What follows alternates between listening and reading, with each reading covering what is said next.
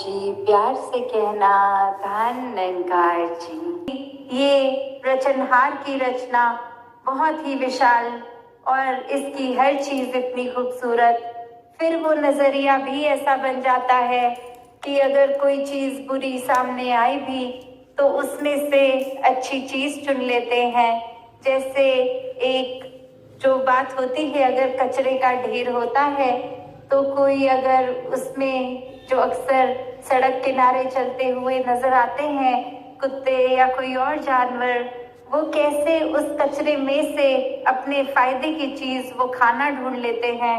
उसी तरह एक अगर कोई घटना घट गई जो अच्छी ना भी हो, भक्तों का नजरिया अब उसमें से भी अच्छाई ढूंढने का है और वो कुछ ना कुछ हर चीज से सीख ले लेते हैं। जैसे कुछ समय कैसे हम जीवन में आए हैं तो हर चीज चाहे वो मटेरियलिस्टिक ही दुनिया क्यों ना हो, फिर भी उसके अंदर से ये शिक्षा निकाली जा सकती है, क्योंकि हर चीज का रचनहार ये परमात्मा ही है।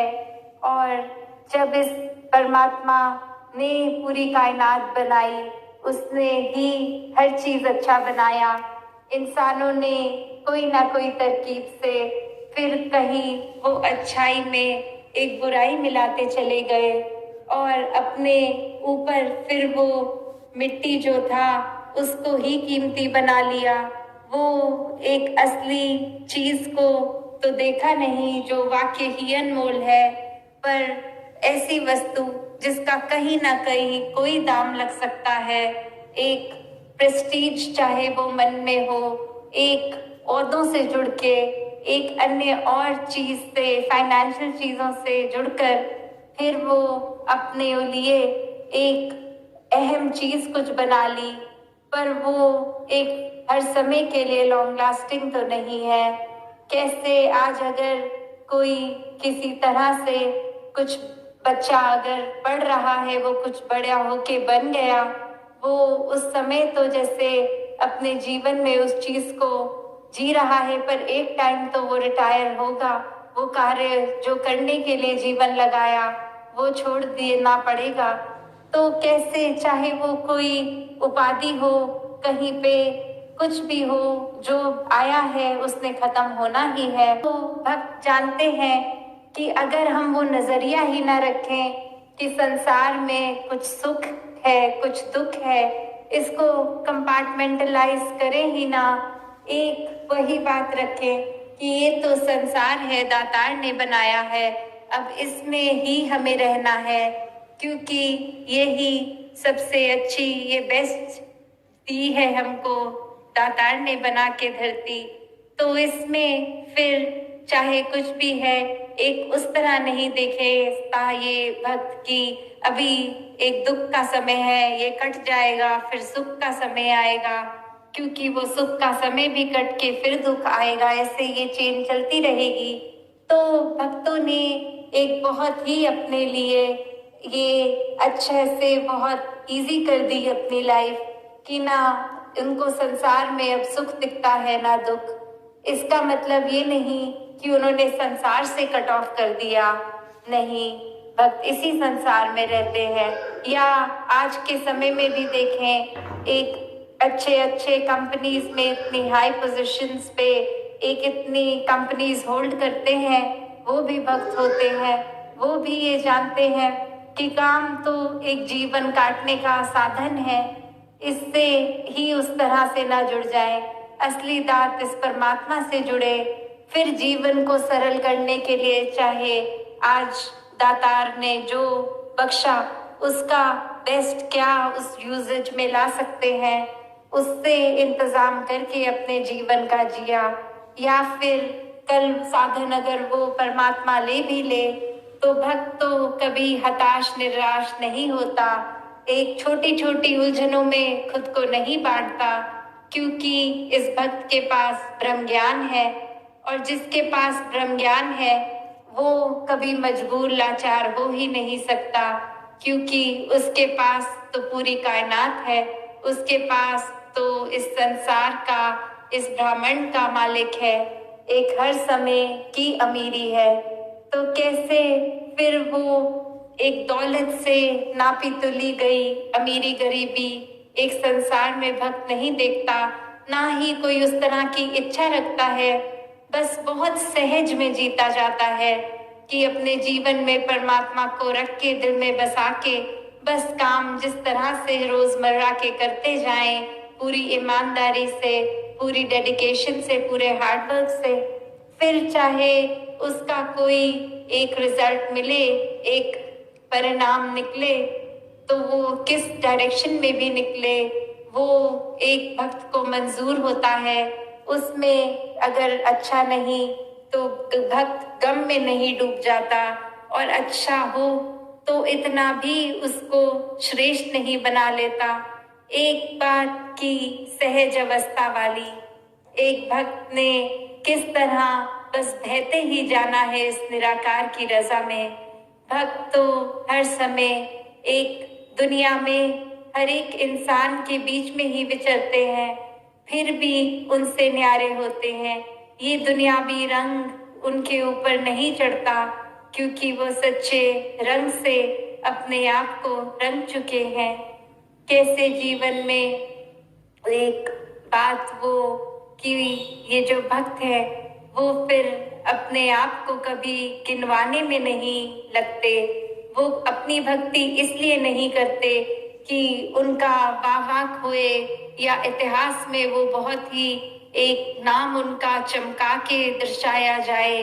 नहीं, वो भक्ति इसलिए कर रहे हैं क्योंकि परमात्मा से प्यार है, और वो रीजंस उनके करेक्ट हैं, ना कि कोई बाद में देखा देखी कि ये एक इंसान पहले तो आर्थिक अवस्था ठीक नहीं थी, सत्संग जाने लगा और उसके जीवन में उपलब्धि आ गई, उसके जीवन में धन दौलत आ गई, तो हम भी सत्संग से जुड़ जाते हैं, हमारे जीवन में भी ऐसा होगा।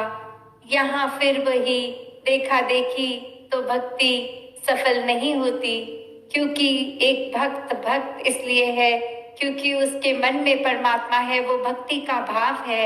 एक मन में चतुर चालाकियां, एक कोई इंटेंशन, एक चाहत लेकर कोई कार्य उस उद्देश्य से करेंगे तो वो प्योर इंटेंशन से तो है ही नहीं, उसका फिर एक रिजल्ट बेस्ड ही नापतोल में इंसान रह जाएगा।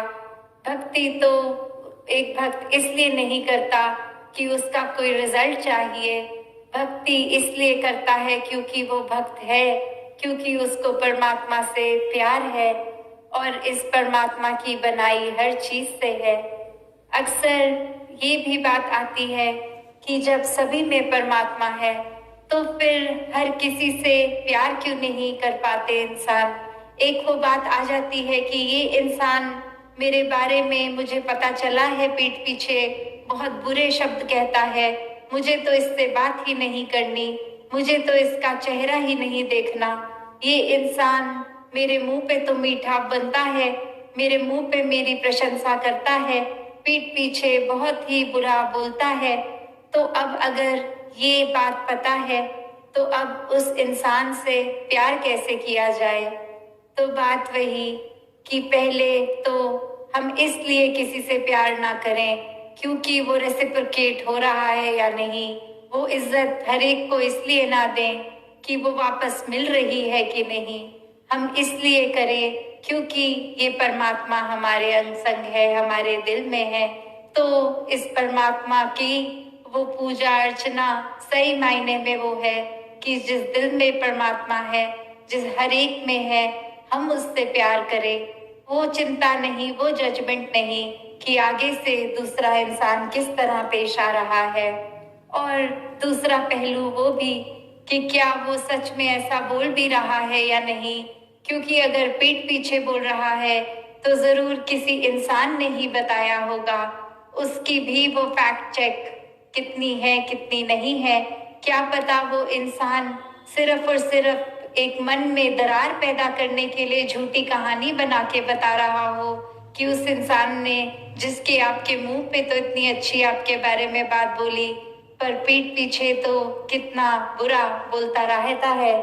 तो कैसे जब बात फिर यही कि यहाँ पे अपनी बुद्धि, अपनी चेतनता इसको प्रयोग में लाएं, क्योंकि भक्त जहाँ हर समय आनंद में तो रहते हैं, पर आनंद में बहते बहते इस परमात्मा द्वारा हर समय की अलर्टनेस भी भक्तों में होती है, वो चेतनता होती है, वो एक मन का भाव कि हाँ, हम इसकी रजा में हैं, हम इसके प्यार में इतने एक डूबे हुए हैं कि कुछ अच्छा कुछ बुरा नहीं दिख रहा। पर फिर एक वो बात कि बहते बहते जिस तरह एक इंसान, अगर हम स्विमिंग जानते हैं तो एक फ्लोट करते करते अगर थोड़ी देर में लगता है कि बॉडी नीचे जा रही है, तो फिर वो स्विमिंग के किस तरह से एक हमें पता है कि स्ट्रोक्स कैसे करना है अपने आप को पानी से ऊपर रखने के लिए। तो बात वही कि इस आनंद में बहते बहते पर कहीं जो पता लग जाए कि कोई इंसान हमारे दिमाग में कुछ झूठी बात भरने की कोशिश इस प्रभु परमात्मा से ही दूर करने के ऐसे भाव ला रहा है, कोई सुपरस्टिशंस में हमें उलझा रहा है, कोई हमसे बिल्कुल एक विरुद्ध ही बात कर रहा है, जिससे ये दातार, ये सच्चाई जो है उससे, इस मिशन की आइडियोलॉजी से ही दूर कर रहा है, तो वहाँ वो काम आता है कि हम इस भक्ति भरे माहौल में बह तो रहे हैं, पर तब चेतनता से दूसरे इंसान को भी ये जागरूक किया जाए कि क्या ठीक है क्या गलत है। एक भक्त जहाँ आनंद में रहे वहीं चेतन भी रहे।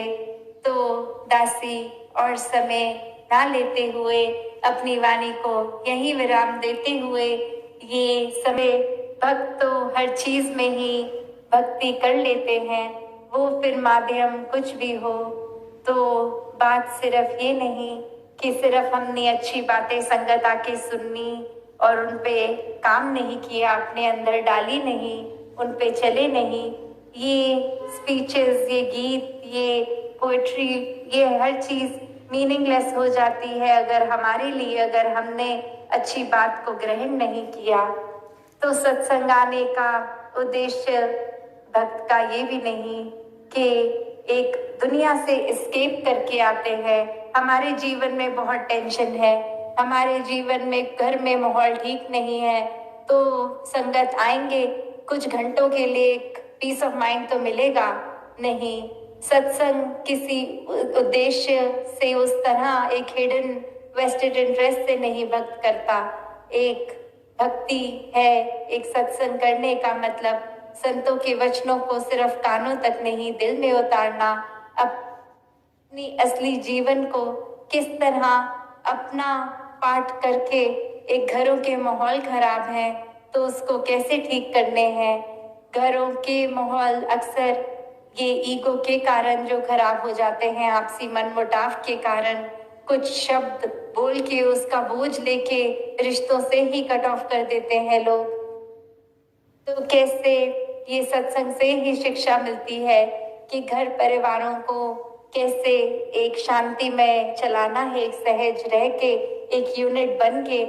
तो बात वही कि सत्संग भी आए तो उस वजह से नहीं कि कुछ घंटों के लिए सुकून हो। सत्संग इसलिए आए क्योंकि सत्संग से निराकार जुड़ता है, एक मन में निराकार का ध्यान हम और कर सकते हैं। तो साथ संगत जी, धन निरंकार जी।